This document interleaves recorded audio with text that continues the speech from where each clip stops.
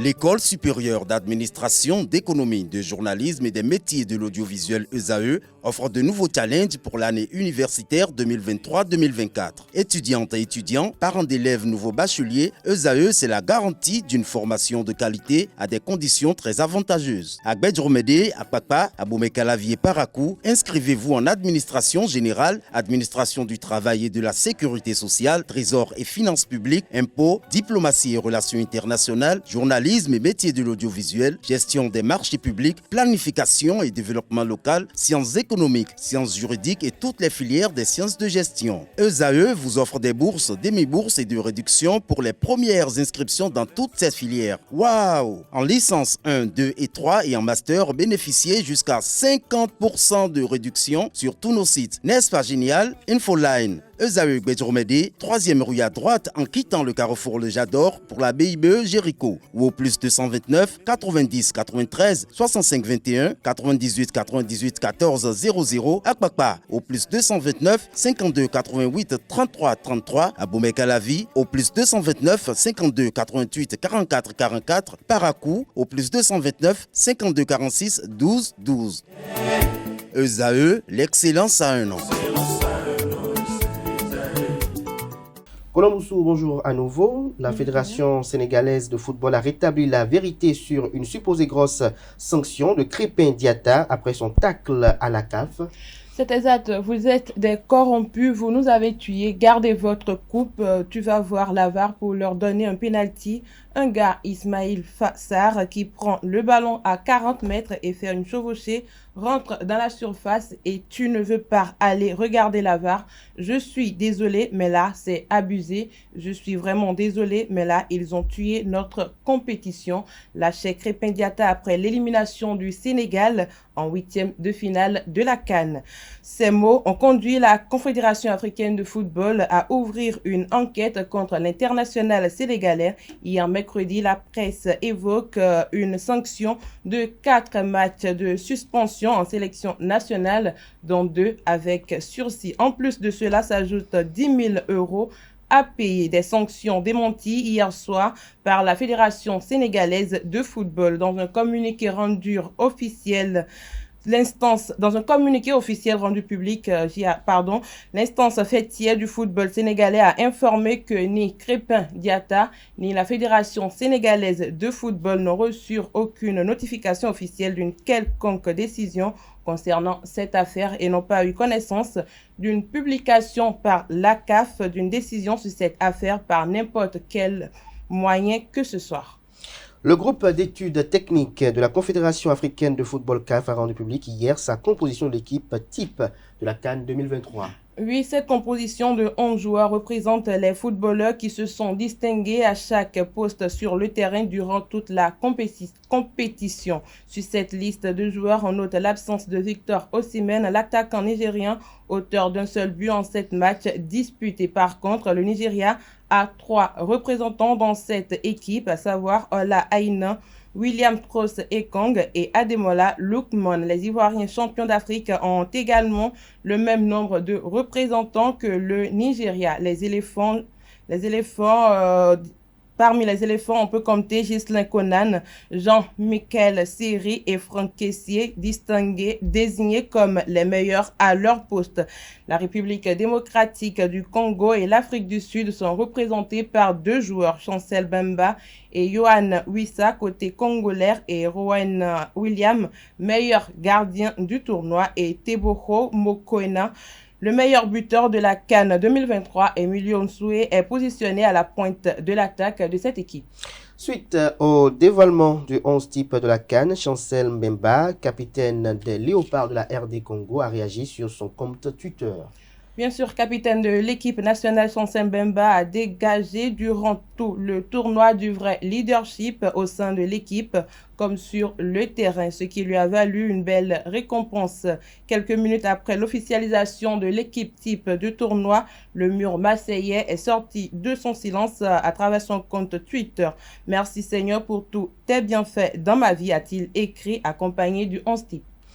En conférence de presse hier mercredi pour annoncer la liste des joueuses retenues pour le final tour de la Ligue des Nations, Hervé Renard est revenu sur le refus de la Fédération française de football de le laisser rejoindre la tête de la sélection ivoirienne après le limogeage de Jean-Louis Gassot. En pleine période de CAN et suite au limogeage de Jean-Louis Gasset de la sélection nationale de Côte d'Ivoire, Hervé Renard a été approché pour prendre la relève. En conférence de presse hier mercredi, le sorcier blanc est revenu sur cet épisode qui a fait parler pendant des jours dans la presse. Il déclare « Je l'ai vécu de façon sereine puisque déjà j'ai été contacté, donc il ne faut pas inverser les rôles. Ensuite, j'ai réfléchi, je connais le continent africain par cœur. J'y ai vécu une aventure exceptionnelle avec cette équipe en 2015 et les challenges font partie de ma carrière chaotique, différente de celle de beaucoup d'autres. Parfois, il faut savoir accepter les différences, être un peu plus tolérant, a-t-il déclaré. Si beaucoup estiment que Hervé Renard aurait eu à manquer de respect à la Fédération française de football, l'intéressé, lui, ne le conçoit pas de cette manière. Le technicien ajoute qu'il a adopté la bonne formule en demandant à la Fédération ivoirienne de football de trouver un accord avec son homologue de la France.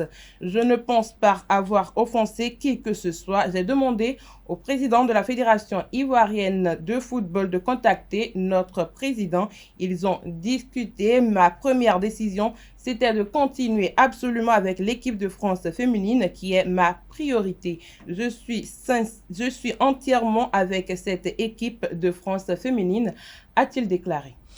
Et nous finissons avec deux autres actualités autant pour moi à l'échelle nationale. Oui, on va parler de la bosse, ensuite de la natation. La Ligue Atlantique et Littorale de Bosse a organisé la phase départementale du championnat amateur 2023 le week-end écoulé à l'Unafrica à Cotonou, placé sous l'égide de la Fédération béninoise de bosse, FEBEBOSS. La compétition a permis de désigner les meilleurs pugilistes pour la phase nationale. Le film avec cet Andélarius Adagweno.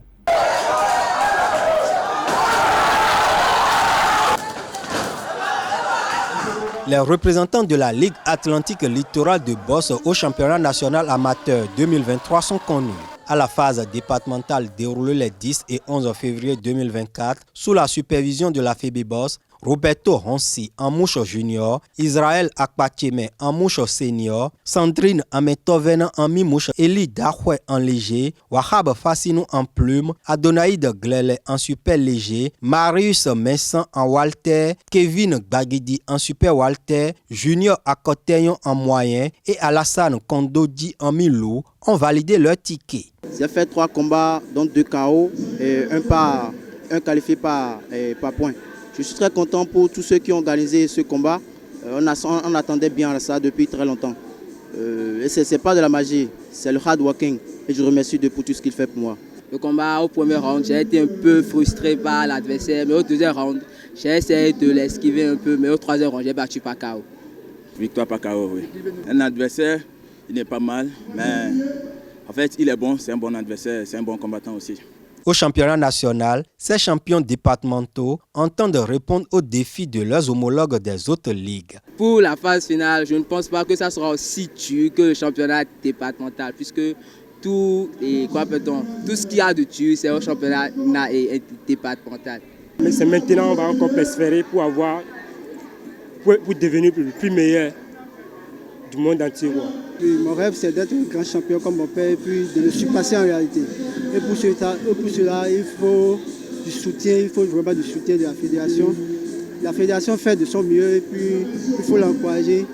Il faut aussi la solliciter pour qu'il investisse plus dans la bosse anglaise qu'à la bosse. L'activité est vraiment très intéressante. Avant la phase nationale, les pugilistes de la Ligue Atlantique Littorale doivent corriger les imperfections. La présidente Santos Boko et son bureau vont s'y atteler. Ils ont beaucoup à faire, mais tout doucement, je pense que ça va venir. Ils ont essayé de se remettre au travail pour mieux réussir et c'est ça qui est le résultat qu'on a eu ce soir. On va rapidement faire un coaching et reprendre, voir comment on va procéder parce que ces champions doivent aller au national. La Fédération béninoise de boss FEBEBOS envisage organiser le championnat national amateur 2023 dans une ville du département du Zou, conformément à la politique prônée par le comité exécutif du président Pierre-Léonard Rainville, qui est la vulgarisation du noble art dans toutes les localités du Bénin.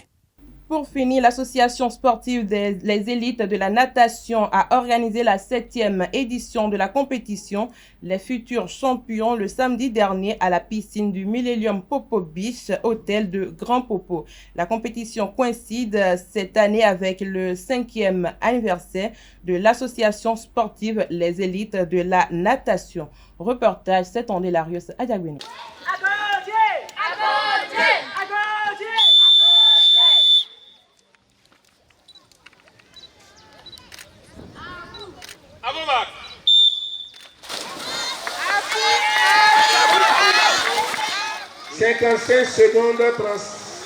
Application, endurance, abnégation et compétitivité.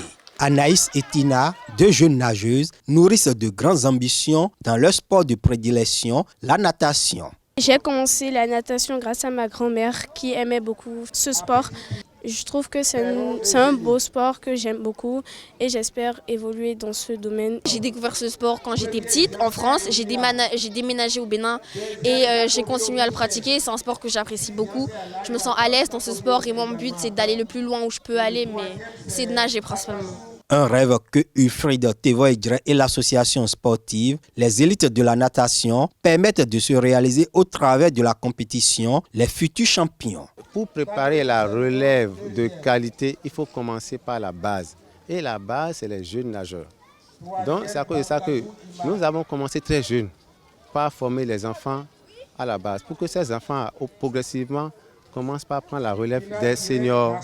C'est comme ça ce qui se fait dans d'autres pays. Il faut concevoir un programme pour que d'ici 5 ans, mais d'ici 10 ans, qu'on ait des nageurs confirmés à des compétitions sous-régionales, africaines, pourquoi pas mondiales.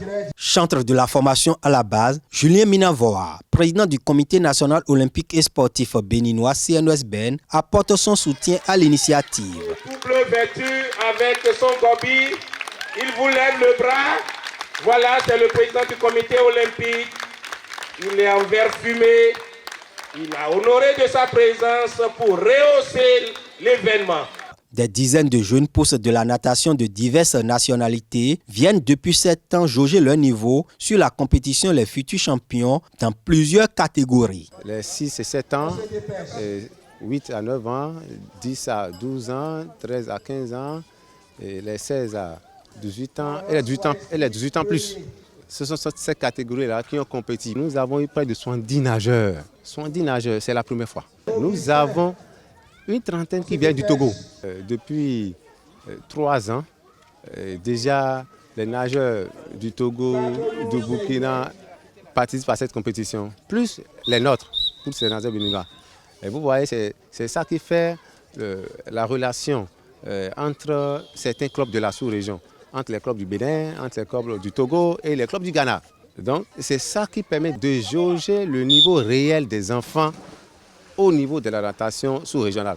À l'issue de plus de 50 courses dont 36 finales, Madeleine Silvers, Anaïs Perrault et Tina Akpiti chez les filles, William Ziansé, Shalom Tevoedre et Steve Trahan chez les garçons constituent le podium des futurs champions 2024.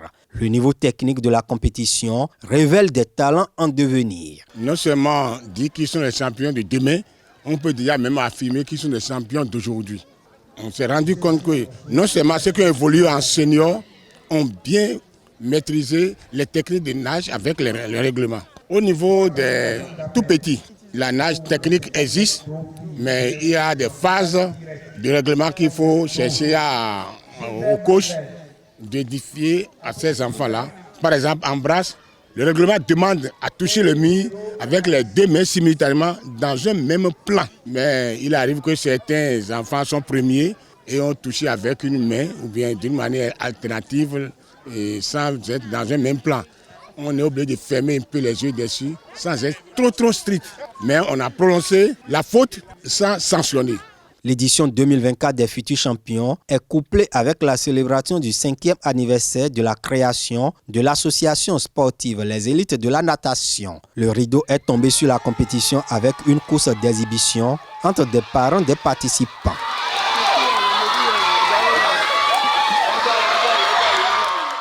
Merci à vous, Colomboussou, pour cette présentation de la page des sports. Chers amis internautes, voilà qui met un terme à la seconde partie de cette matinale. Merci également une fois encore à Anaël Dou.